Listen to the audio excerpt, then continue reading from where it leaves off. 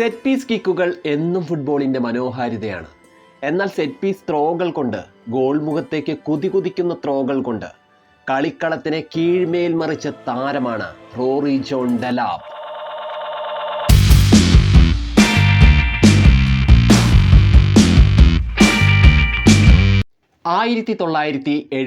July 6 ഇംഗ്ലണ്ടിലാണ് Delap ജനിച്ചത്. School പഠനകാലത്ത് റോറി ജോൺ ഡെലാപ്പ് ജാവലിൻ ത്രോകളിൽ നന്നായി മികവ് കാണിച്ചിരുന്നു. എന്നാൽ അത് പിന്നീട് ഫുട്ബോളിലേക്ക് അനുഗ്രഹമായി മാറ്റിയെടുത്ത കളിക്കാരനാണ് ഡെലാപ്പ്. ഫുട്ബോളാണ് തൻ്റെ പാതയെന്ന് മനസ്സിലാക്കിയ ഡെലാപ്പ് പതുക്കെ ഫുട്ബോളിലേക്ക് ചേക്കേറുകയുണ്ടായി. അങ്ങനെ ഇംഗ്ലീഷ് ക്ലബ്ബ് കാർസിലെ യുണൈറ്റഡിന് വേണ്ടി കളിക്കാൻ ഡെലാപ്പിന് അവസരം ലഭിച്ചു. 94 ക്ലബിൻ്റെ സീനിയർ ടീമിലേക്ക് ഡെലാപ്പ് കടന്നു വന്നു. 98 മുതൽ 2001 വരെയുള്ള ഡെർബി കൗണ്ടിയിലും തുടർന്ന് ഇംഗ്ലീഷ് പ്രീമിയർ ലീഗിലെ ക്ലബ്ബുകളായ സതാംപ്ടണിലും സണ്ടർലാൻഡിലും ഡെലാപ്പ് കളിച്ചു വന്നു.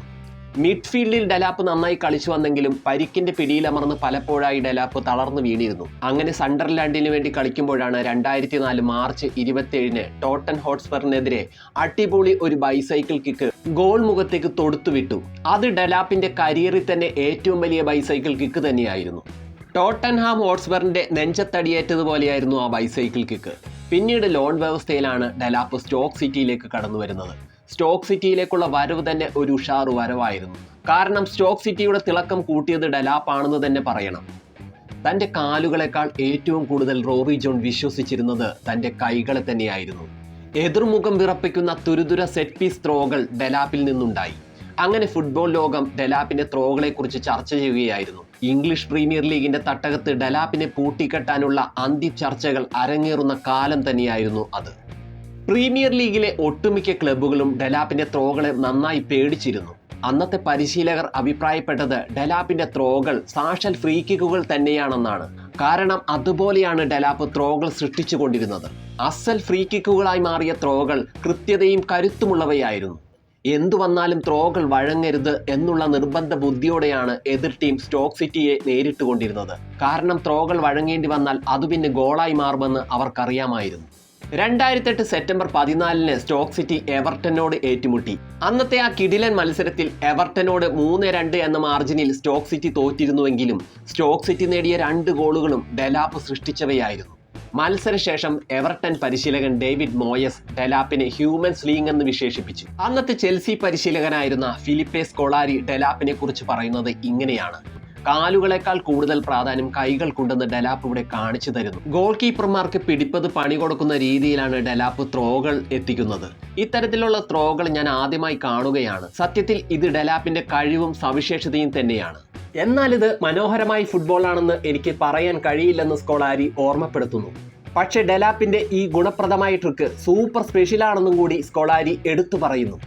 പ്രീമിയർ ലീഗ് ക്ലബ്ബുകളെയെല്ലാം പിന്നോട്ടാക്കി ഡെലാപ്പിന്റെ സ്റ്റോക്ക് സിറ്റി മുന്നോട്ട് കുതിച്ചു. 2008-2009 സീസണിൽ ആകെ ഡെലാപ്പ് സ്റ്റോക്ക് സിറ്റിയുടെ മാജിക് മാനായി തന്നെ മാറി.